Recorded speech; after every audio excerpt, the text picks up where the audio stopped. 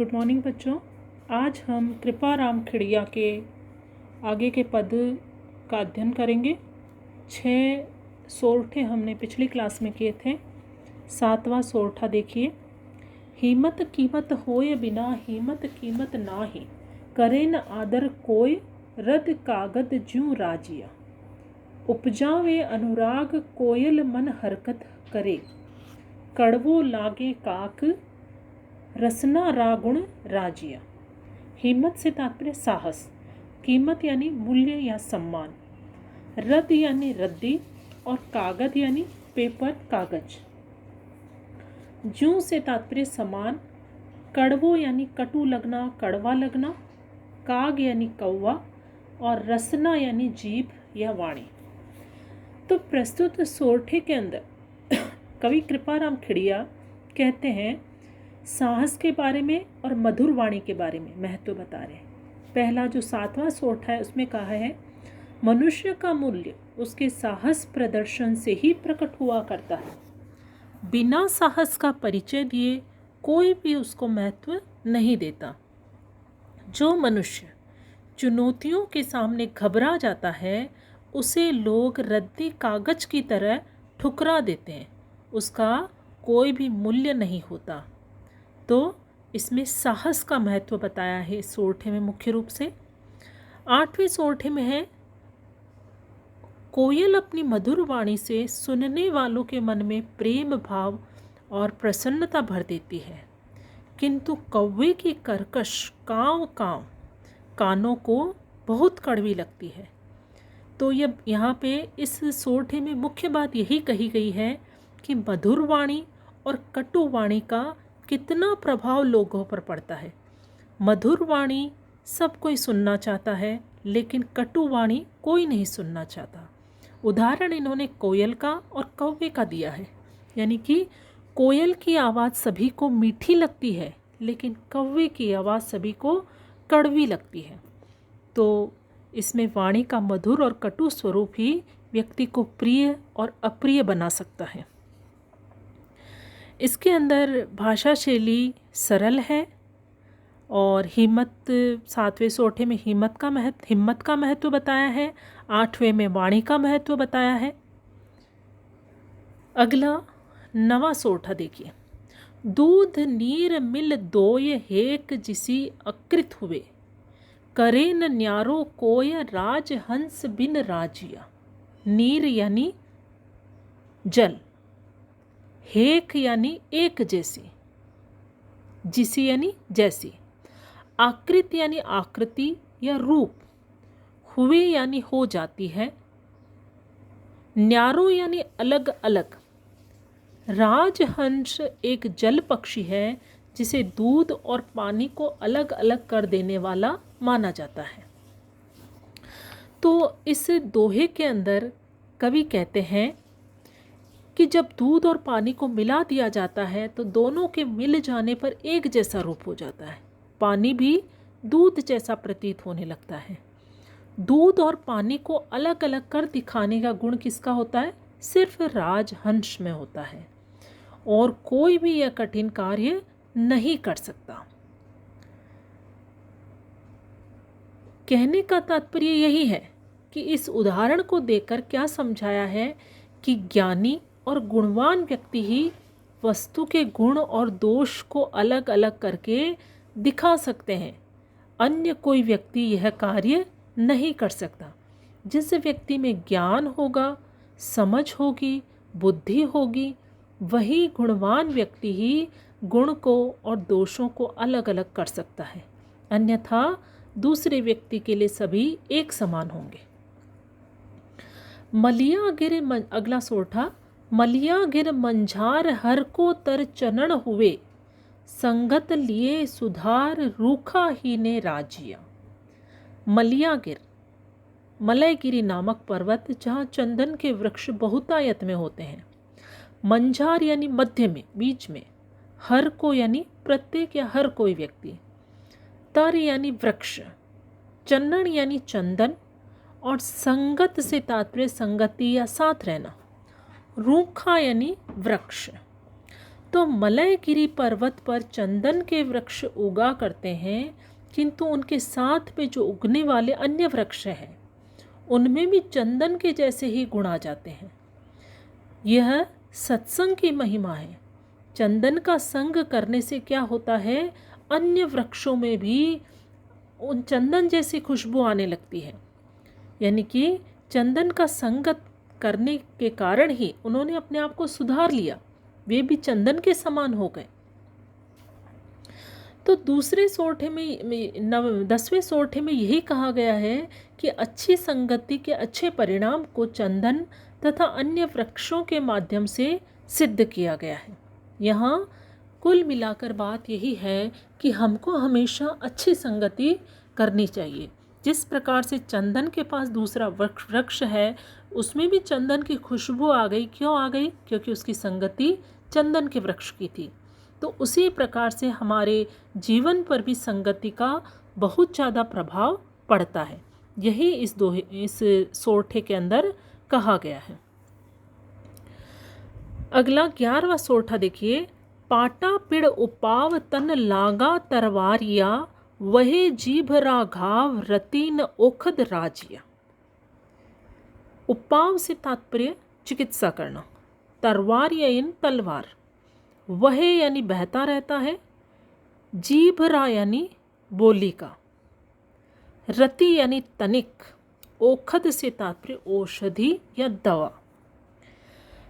तो कवि ने इस सोरठे में कहा है, तलवार के प्रहार से शरीर पर हुए घाव का और अन्य चोट आदि को तो ठीक करने के उपाय हैं, किंतु जो कठोर या अपमानजनक वाणी से हृदय पर जो घाव हो जाते हैं, उसे ठीक करने वाली औषधि कोई भी नहीं बनी है। यह घाव मन में हो जाने वाले घाव है, जो सदैव सालते रहते हैं या सदैव बहते रहते हैं। कहने का तात्पर्य हमेशा कष्ट देते रहते हैं। तो इस सोरठे में मुख्य बात यही कही गई है कि कटु या अपमानजनक भाषा का प्रयोग से होने वाला जो कष्ट है वह कभी भी नहीं मिटता। चाहे आप तलवार का घाव दो तो वो फिर भी दवाई लगाने से ठीक हो जाएगा, लेकिन कटु भाषा का प्रयोग अगर आप करते हो तो उसका घाव कभी भी खत्म नहीं होगा। 12वां सोरठा है। मूसा ने मंजार हितकर बैठा हैकण, सह जाने संसार रसन रहसी राजिया। मूसा यानी चूहा, मंजार यानी बिल्ली, हित यानी मित्रता, हैकण यानी बिना सोचे समझे, सह यानी सब या सारे, रस से तात्पर्य सुख या मित्रता का आनंद, रहस्य यानी रह सकता। तो कवि इस सोरठे में समझा रहा है कि मित्रता समान स्वभाव वालों के बीच ही सफल होती है, सुखदायिनी होती है। यदि कोई चूहा बिल्ली से मित्रता कर बैठे तो उसका परिणाम बहुत ही कष्टदायी, दुखदायी हो सकता है, क्योंकि सारा संसार जानता है कि चूहा क्या है, बिल्ली का भोजन है। वह अपने बल पर बिल्ली से अपनी रक्षा नहीं कर सकता। अगर उन दोनों के बीच में कोई मतभेद हो गया तो बिल्ली क्या करेगी, उसको खाने में तनिक भी देर नहीं लगाएगी। तो इसीलिए कहा जाता है कि मित्रता हमेशा समानता के साथ होनी चाहिए। दोनों के स्वभाव जो होने चाहिए समान होने चाहिए, तभी वह मित्रता सफल हो सकती है, सुखदायिनी हो सकती है। तो इसमें मुख्य रूप से उपदेश और परामर्श दिया गया है। शैली इसकी कैसी है, उपदेशात्मक। अगला है 13वां सोरठा है। खल गुण अण खुंताय, एक भाव कर आदरे, ते नगरी हुंताय रोही आछी राजिया। खल से तात्पर्य तेल निकालने के पश्चात बची हुई जो तलछट होती है, जो हम पशुओं को खिलाते हैं, आप सभी जानते भी होंगे। गुड़ यानी गुड़, खुंता यानी भूसी, छानन। आदरे यानी सम्मान करे, स्वीकार करे। रोही यानी निर्जन वन। घण घण यानी रोही यानी निर्जन वन। तो इस सोरठे में कवि कहता है जिस नगर या समाज में खल, गुड़ और अन्न आदि को एक समान महत्व दिया जाता है वहाँ नहीं रहना चाहिए। वह स्थान तो अंधेर नगरी जैसा है। क्यों है अंधेर नगरी जैसा? क्योंकि वहाँ गुणवान व्यक्ति का कभी भी अपमान या उपेक्षा हो सकती है। ऐसे समाज से तो निर्जन वन में जाकर निवास करना ही अच्छा है। वहाँ व्यक्ति आत्मसम्मान के साथ रह सकता है। क्यों? क्योंकि वहाँ पर गुणवान और अगुणवान दोनों को ही एक समान माना जा रहा है, तो इसलिए वहाँ कभी भी उस गुणवान व्यक्ति को रहने से हानि ही होगी। तो इसमें कवि ने यही कहा है कि परामर्श दिया है कि जहाँ ना समझ लोग रहते हैं वहाँ पर कभी भी गुणवान व्यक्ति को नहीं रहना चाहिए। अगला सोरठा है 14वां। घणघण साबड़ घाय न फूटे पहाड़ निवड़, जड़ कोमल भिद जाए राय पड़े जद राजिया। इसमें कवि कहते हैं घण घण, घण घण यानी घने, बहुत से, साबड़ यानी हथौड़ा,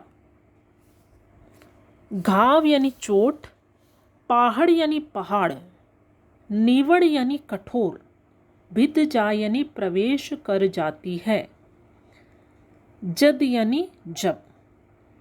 तो इस सोरठे में कवि कहता है सबल या बड़े हथौड़े से प्रबल चोट किए जाने पर भी जो कठोर पर्वत नहीं फूट पाता, उसी पहाड़ में अगर दरार पड़ जाए तो दरार पड़ जाने पर क्या होता है? बारिश के दिनों में पौधे की कोमल सी जड़ भी सहज ही उसके भीतर प्रवेश कर जाती है। अति सुरक्षित दृढ़ दुर्ग हो, चाहे राज्य या परिवार, दरार अर्थात फूट पड़ जाने पर साधारण शत्रु भी उसमें प्रवेश करके उसे हानि पहुंचा सकता है। तो सब्बल यानी हथौड़े और पहाड़ के जरिए इन्होंने उदाहरण के द्वारा समझाया है कि अगर किसी परिवार में जरा सी दरार भी पड़ जाए या किसी दूसरे व्यक्ति का प्रवेश हो तो वह परिवार जल्द से जल्द टूट सकता है। उसी प्रकार जिस प्रकार से हमने हथौड़े से खूब उस पर प्रहार किया पहाड़ पर, लेकिन वह नहीं टूटा, और अगर किसी पत्थर के बीच में हल्की सी भी दरार है तो क्या होता है? एक पेड़, उसमें से एक पौधा उग सकता है। तो यहाँ मुख्य रूप से यही कहा है कि मित्रता या परिवार को दरार व फूट से बचाकर रखना चाहिए, अन्यथा कोई भी सहज ही उस परिवार को हानि पहुंचा सकता है। परस्पर अविश्वास से बचने का संदेश इसमें दिया गया है। अब जैसे लंका का ही उदाहरण आप ले लो कि लंका जैसे सुदृढ़ और सुरक्षित दुर्ग भी फूट के कारण रावण और राक्षसों की रक्षा नहीं कर पाया। कहते हैं ना कि घर का भेदी लंका ढाए, यानी कि विभीषण जी अगर श्री राम के साथ नहीं होते तो शायद लंका का विनाश असंभव था, लेकिन विभीषण जी ने कई गुप्त बातें हैं जो श्री राम को बताई और क्या हुआ? लंका का सर्वनाश हो गया। अंतिम सोरठा है इसमें, पय मीठा कर पाक जो इमरत सींची जिए, उर कड़वाई आक रंचन मुँह के राजिया।